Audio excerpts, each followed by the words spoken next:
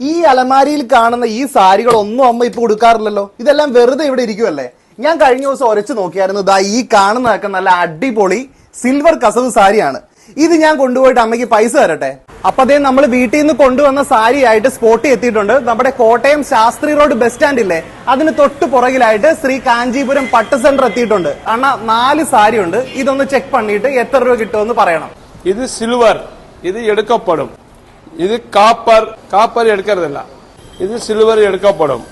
5000 രൂപ, 6000 രൂപ, മൊത്തം 15000 രൂപ. നമ്മുടെ വീട്ടിലെ അലമാരിയിൽ ഒരു ഉപയോഗം ഇല്ലാണ്ട് വെറുതെ കിടന്നിരുന്ന സാരിയാണിത്. ഇവിടെ കൊണ്ട് കൊടുത്തപ്പോഴേക്കും എനിക്ക് കിട്ടിയത് 15000 രൂപയാണിത്.